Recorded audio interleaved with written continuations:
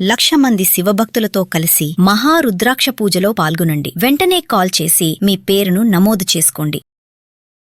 నిజంగా మన ఇండియా నుంచి యుఎస్కి కానీ యూకే కానీ వెళ్ళే వాళ్ళ పరిస్థితి అంటే ఒక్కొక్క వీడియో ఒక్కొక్కటి చూసినప్పుడు బాధ ఇస్తుంది అనమాట. అదేదో మన ఇండియాలో ఉంటేనే బెటర్ కదా, అక్కడికి వెళ్ళి ప్రాణాలు పోతున్నాయి, లేకపోతే అక్కడికి వెళ్ళి అవమానం పడుతున్నారు, ఇవన్నీ అనిపిస్తూ ఉంటది. ఇప్పుడు రీసెంట్ గా మొన్న ఇన్సిడెంట్ జరిగింది.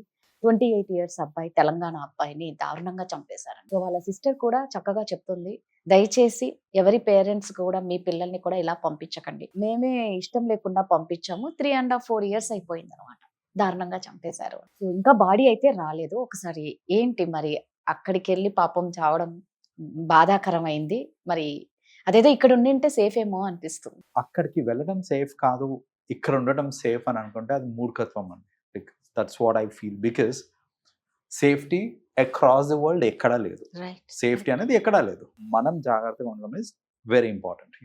నేను రెగ్యులర్గా చూస్తుంటానండి, కొంచెం ఇప్పుడు పిజ్జా డెలివరీ చేసేటప్పుడు కొంచెం ఐసోలేటెడ్ ప్లేస్లోకి వెళ్ళి డెలివరీ చేశారు. అది కొంచెం ఆయనకి ఎక్కడన్నా ఒక 6th sense కొట్టుంటే దట్ ఇది మరీ ఐసోలేటెడ్ ప్లేస్ కరెక్ట్ కాదేమో ఇవ్వటము అనేసి, అట్లీస్ట్ ఇప్పుడు ఈ ఎక్స్పీరియన్స్ తోటన్నా వేరే వాళ్ళని నేర్చుకుంటారు దిస్ ఇస్ నాట్ కరెక్ట్ అనేసి.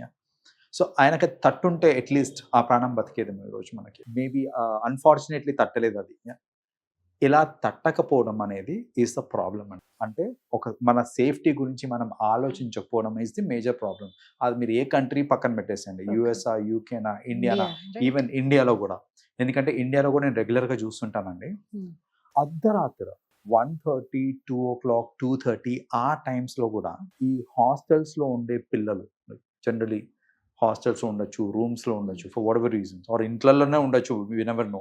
ఫన్ కోసం అనేసి బయటికి రావటము, రోడ్లు ఖాళీగా ఉన్నాయి, ప్రశాంతంగా ఉంది, సరదాగా నేను రీల్స్ చేసుకోవచ్చు, లేకపోతే వాకింగ్ చేసుకోవచ్చు అనేసి బయటకు వచ్చేటప్పుడు ఒక్కసారి తట్టదా మీకు, మీరు ఆ టైంలో బయటకు వస్తున్నారు అని అంటే సేఫ్టీ కన్సర్న్ ఉంటుంది అనేసి. ఆ ఒక్క విషయం అంటే సేఫ్ కాదేమో అనే ఒక థాట్ వచ్చింది అనుకోండి, ఇలాంటి ఇన్సిడెంట్స్ ఎన్నో జరుగుతూ ఉంటాయి మనకి రెగ్యులర్గా. అవన్నిటిని అరికట్టచ్చు యాక్చువల్గా చెప్పాలని అంటే. ఇక్కడ పోలీస్ ఇది చూసుకుంటే కూడా వాళ్ళ ప్యాట్రోలింగ్ జరుగుతూ ఉంటుంది, కానీ ఎన్ని స్ట్రీట్స్ అని చేస్తారో, ఎంత అని చేస్తారో, వాళ్ళకు కూడా ఒక లిమిటేషన్ అనేది ఉంటుంది. వాళ్ళు ఎంత చేయగలుగుతున్నారో అంత చేస్తున్నారు వాళ్ళు. మన జాగ్రత్తలో మనం ఉన్నాం అనుకోండి, అంటే ఈ పర్టికులర్ టైంలో వెళ్ళటం నిజంగా అవసరమా, ఎమర్జెన్సీ అయితే ఓకే. ఒక గ్రూప్ తోటి వెళ్తున్నాము, అది కూడా పెద్ద గ్రూప్ తోటే వెళ్తున్నాము, అది కూడా కొంచెం పబ్లిక్ ఉండే ప్లేస్లోనే వెళ్తున్నాము అని అనుకోండి, అది కూడా ఓకే, పబ్లిక్ ఉండే ప్లేస్లోకి వెళ్తాయి. కానీ అర్ధరాత్రుల పూట మీరు గ్రూప్ తోటి వెళ్తున్నా కూడా చుట్టుపక్కల జనాలు ఎవరు ఉండరు కాబట్టి, నిజంగా ఎన్నిసార్లు చూడలేదండి మనము, కార్లు ఆపి, దొంగలు కార్లు ఆపి లోపల ఉన్న మనుషుల్ని కొట్టి వాళ్ళ దగ్గర ఉన్న బంగారము, వాళ్ళ దగ్గర ఉన్న సెల్ ఫోన్స్ లాగేసుకునే లేవా, కారు కూడా లాగేసుకునే కూడా ఉన్న ఇన్సిడెంట్స్. ఇలాంటి ఇన్సిడెంట్స్ ఎన్నో అవుతూ ఉంటాయి. సో సరదా కోసము చేసేటప్పుడు ఒక్కసారి సేఫా కాదా అని ఆలోచించారనుకోండి, మ్యాక్సిమం ప్రాణాలు కాపాడగలుగుతారు చెప్పాలంటే. సో ఈ కేసులో చూసుకుంటే ఇప్పుడు వెరీ అన్ఫార్చునేట్, పాపం దానికి అది తట్టలేదు, దట్ అది ఒక ఐసోలేటెడ్ ప్లేస్ అనేసి. ఐసోలేటెడ్ ప్లేస్ ఇది సేఫ్ కాదేమో అనే ఒక చిన్న థాట్ వచ్చుంటే మేబీ ఈ దారుణం జరగకుండా ఉండేది. కొందరు ఇష్టపూర్వకంగా పంపిస్తారండి, వాళ్ళ ఇష్టపూర్వకంగా పంపించినప్పుడు ఓకేలే అనిపిస్తుంది. ఇలా వాళ్ళకు ఇష్టం లేకపోయినా పంపించినప్పుడు, ఇలాంటిది ఏదన్నా జరిగినప్పుడు అది నిజంగా మనం సరిదిద్దుకొని తప్పు, మనం ఎప్పటికీ ఆ బాధను మర్చిపోలేమేమో అనిపిస్తుంది.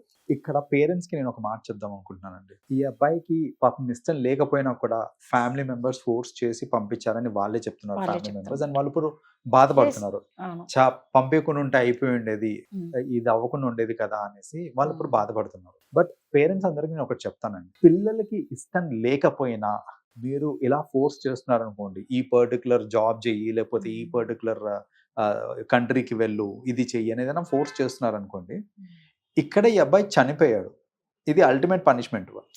కానీ కొందరు ఎలా ఉంటారంటే లైఫ్ లాంగ్ సఫర్ అవుతారండి, లైఫ్ లాంగ్ సఫర్ అవుతారు. నేను క్లాసిక్ ఎగ్జాంపుల్ చెప్తానండి. ఇక్కడ వన్ ఆఫ్ మై ఫ్రెండ్స్, వానికి అసలు అబ్రాడ్కి వెళ్ళే ఇంట్రెస్టే లేకుండే, వాళ్ళ పేరెంట్స్ ఫోర్స్ చేసి మరీ పంపించారండి అబ్రాడ్కి పంపించిన తర్వాత వాడక్కడ పడ్డ తంటాలు, నానా తంటాలు, అక్కడ జనాలతోటి ఉండలేక ఇష్టం లేక ఇంటికి ఫోన్ చేసి అమ్మా నేను ఉండలేకపోతున్నా ఇక్కడ, నేను వచ్చేస్తాను, వాళ్ళ నాన్న చెప్పిన విషయం, నువ్వు ఇండియాకి వస్తే నేను ఇంట్లో కూడా రానియను, నేను ఇంట్లో కూడా రానియను, నువ్వు ఏం చేసినా నువ్వు అక్కడే ఉండి చెయ్యి, ఇక్కడికి మాత్రం రాకు, నువ్వు ఇక్కడికి వస్తే మాత్రం నేను ఇంట్లో కూడా అడుగు పెట్టినాను నేను. ఇప్పుడు ఆ అబ్బాయి పరిస్థితి చూడండి, ఇండియాకి రాలేక. రైట్, జనరల్ గా అలా ఎవరన్నా కష్టపడుతున్నారు అని అంటే కొంచెం మనసున్న వ్యక్తి ఎవరన్నా సరే అసలు వద్దు వచ్చేరా నువ్వు, పర్లేదు నేను చూసుకుంటాను ఏదో నేను ఒకటి చేసుకొని అనుకుంటారు. మనం బతుకుతామని బతకచ్చు అని అనుకుంటాం అనుకోవచ్చు. కానీ ఖచ్చితంగా కానీ ఈ కేసులో మా ఫ్రెండ్ వాళ్ళ ఫాదర్ చెప్పింది ఏంటిది అని అంటే, నువ్వు రావద్దు, నువ్వు అక్కడే ఉండు, ఇక్కడికి వస్తే మాత్రం ఇంట్లో కూడా రానియను నేను అని చెప్పేశారు. చెప్పిన తర్వాత ఈ అబ్బాయి అక్కడ పడ్డ తంటాలు, అతను చేసేది ఏంటంటే అక్కడ పొద్దుంతా part time jobs, Monday to Friday, అక్కడ ఫ్రెండ్స్ లేరు, బికాజ్ అక్కడ జనాలు ఎవరు నచ్చలేదు ఆయనకి. సాటర్డే సండే ఈ 2 రోజులు ఏంటంటే మందు బాటిల్ తెచ్చుకొని సాటర్డే సండే మొత్తం మందు దాక్కుంటూ ఈ మన ఓటీటీలో సీరియల్స్ సినిమాలు అవి చూసుకుంటూ, ఈ వెబ్ సిరీస్ అవి చూసుకుంటూ పొద్దు నుంచి రాత్రి దాకా అంతే. మండే నుంచి ఫ్రైడే వరకు పార్ట్ టైం జాబ్లు, సాటర్డే సండే తినడం తాగడం తప్ప. ఒక్కడే, అది కూడా మళ్ళీ ఒక్కడే రూమ్ లో ఒక్కడే. ఎంత నరకం అండి అది.